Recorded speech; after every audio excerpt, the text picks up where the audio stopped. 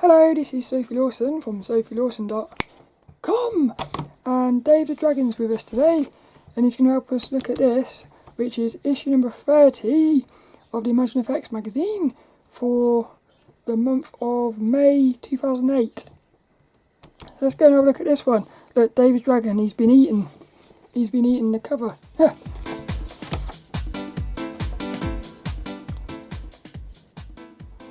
So last week we looked at this one, which was absolutely, I'm going to have to say, I know I said it before, but look at that for a cover. That's amazing. Because what I'm going to do is, at some point in the future, I'm going to put all these ImagineFX magazines together, all like 250 of them or something, and I'm going to pull out my favourite cover. This is going to be right up there, it is, I can tell it is, but this one as well. They're both beautiful, these two. I've got to say, 2008 has probably had some of the most amazing covers, like epic ones. I've got a feeling this one's not going to be as impressive for me, because based off the back cover, I'm not getting excited. But I still can't decide which is my favourite from this year. I think I'm going to have to say that one. But I love this one. But I think my favourite is going to be this one. So this was from, what was it? Issue 28 from March. So let's have a look at this and see if it's going to be any good. Ooh! Well, this is still my favourite. I do like this one. I love how they've done that. Look, is that going into her eye or coming out of it? Get the impression there's like a sort of, she's like a witch, that's what I'm thinking. So is she putting you under a spell, or have you put her under your spell? Look at those eyes, look. Oh, I really like that. Again, we've got another beautiful cover. I can't believe it. What have we had now? We've had 5 unbelievable covers for this year, but that's still my favourite one. And I'm also not sure. These two, they are the most joint favourite covers that I've ever had doing these ImagineFX magazines. So let's get into this one. Plop. David Dragon's got us in. I love that. Oh, look, we've got a little a cauldron there. So I do think she's a witch, you know. Because did you hear that noise? What a weird noise. That cauldron makes me think, has she sort of like spawned out of it? What if somebody's like put some ingredients into this cauldron and then they've created this entity out of it? Something like that. The golden ratio. The secrets of composition. That's quite cool, isn't it? We're going to have hopefully we'll have there's little Robbie. The Robster. Seen that before. Manga Expo 2008. Like I said, 15 years ago. It's crazy. Wonder what... Oh, yeah. I love both of these for different reasons. I'm loving that one. Not 100% sure about the eyes. Everything but the eyes is perfection. The eyes are a little bit, sort of, for me they're a bit, the shape's a bit strange. I like that one as well. Now I'm wondering whether they struggle drawing eyes, which is why they've put a mask on it. Yeah. I remember somebody said there was this artist who struggled drawing these. Ah. Oh, look at him, look. Little cockatoo. We used to have one of them. We used to have one of those as well. He was called Knuckles. My sister had a little parrot just like him called Knuckles. Oh, I love this creation here. She's like a bird woman. So that's why all the birds love her. That's cool. And I think I've seen that before somewhere. But yeah, what they said was this person struggled drawing feet So what they actually did was, whenever they drew characters, they always drew them sitting behind chairs or boxes or something, so they could hide the feet. So instead of sort of facing the fear of drawing the feet, they just avoided it. And it's quite interesting how a lot of artists do that. Again, I'm not sure about the eyes on that, but there is something kind of sort of like mesmerising about this one. That's nice as well. That's very much like a Final Fantasy cover.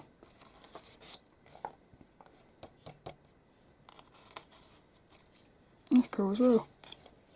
Get your portfolio seen by an art director. Look at that. It's a princess ogre. That's really funny, that. So in the ogre world, she might be like the most beautiful creature ever. That's quite funny, isn't it? That's a nice advert for HMV. Ghost in the Shell. I actually did a mystery box unboxing, and I got a Ghost in the Shell comic. I couldn't believe it. Hey look, hey, let's have a look at this. Look, I've had that, but I've never watched it. I had that, I never watched it. I had that, I never watched it. I've watched that, and I loved that. I think this is the one where there's a character who's blind or something. There's a really cool character in that, if it's the right one I've seen. Again, I've got that, I still haven't watched. I've still never watched Ghost in the Shell, I'm ashamed to say. Paprika is one of my favouriteest films. The same artist did the Agent Paranoia as well, which is one of my favourites. That's obviously like a classic. I've watched that, but I can't really remember it, even though I've watched it. So that to me might say that it's not one of my favourites, if I can't remember it.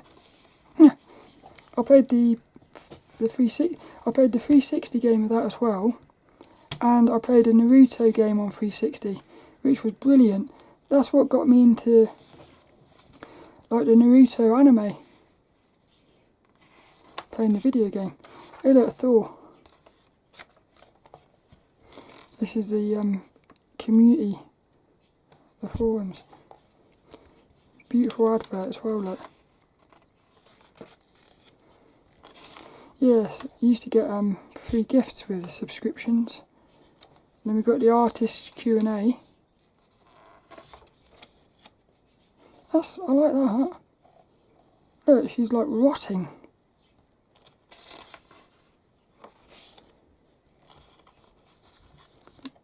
Dinosaur. That's nice as well. Lots of emotion in that one. Hey, Batman! The Art of Dermot Power. There's a racing driver called Will Power. I always thought how cool the name that is. A bit like Max Verstappen. Maximum Attack. I was hoping it was going to be full of... Oh, I love that one. I like this artist. That's another one where you sort of, you wish you had more to it. Art class, again, not my favourite section, that. Hey, that's Bobby Chow. I can never say his second name, but the Bobster is one of my favourite artists. He did a cover for Character Design Quarterly magazine. He's cool, he is. Portrait of Liam Sharp. That's nice, isn't it? They've obviously done a comic book or something, I think. Yeah, look. Britain's best known and best loved comic artists. See, now I've never heard of this because I've only just started getting into comics. My history. Hey, I've seen that. That's a cover for a comic. Where have I seen that before, I wonder? In fact, I think I've got that comic. Yeah, I did. I got that comic in a mystery box. That's weird. So I've actually got one of these comics. Because I remember I wasn't really keen on that cover. I don't like that cover. It makes me feel a bit uncomfortable, like. It's sometimes, look at that. How beautiful is that? Do you remember those? The little sketchbook of Kev Crosley. Kev! I used to be called Kev. Monsters. Oh, I like this sketchbook. I get the impression he's absolutely dumping his brain on the page. It's cool. Traditional FX pose, look. Again, how beautiful some of this stuff is. So we had the Batman over there, now we've got the Joker.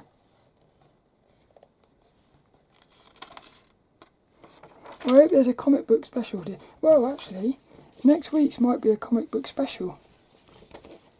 Because I'd like to see Poison Ivy and things. 101 composition. Talking about composition. I like composition. I remember an artist once said to me, Mr. Bev Up. That's the things you want in your composition. Movement, rhythm, balance. What's the E stand for? I can't remember. V, variety. U, unity. P, proportion. What does the E stand for? Oh, that's a shame. I forgot one of the things. But I like that, Mr. Bev Up. She created a character. Look at that, look. She created a character to remember the rules of composition. Or not the rules. Some of the ingredients of good composition. Oh, I can't remember what the E stands for. That's going to bother me, that is. I've seen that before. Not just over there, look. I've seen it before somewhere else. So I remember thinking how cool it was. A good little 3D model. Hey, it is that. Oh yeah, the new Heroes of Marvel.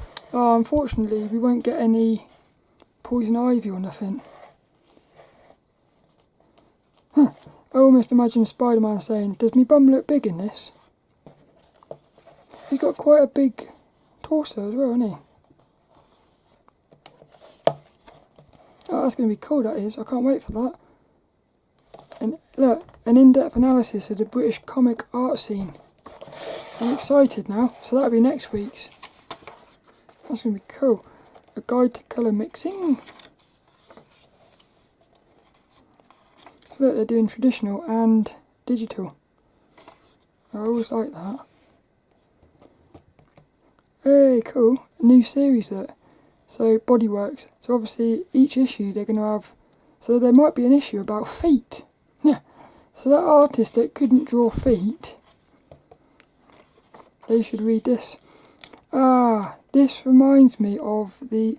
ImagineFX created a anatomy, like a special issue full of anatomy things. I'm wondering whether that anatomy book, which I've got, is full of these workshops. Like a compilation of all of these workshops, but this looks cool, this does. And then we're going into the reviews. Is there anything... That's nice. Is there anything that takes me back in time? World of Warcraft. Hey, I've got that, Vanishing Point. Look, it got 4.5 out of 5. I've got that book, it's cool.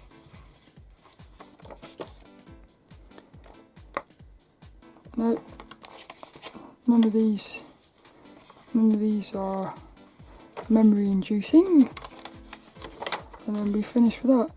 We finished with the DVD, which isn't inside the issue.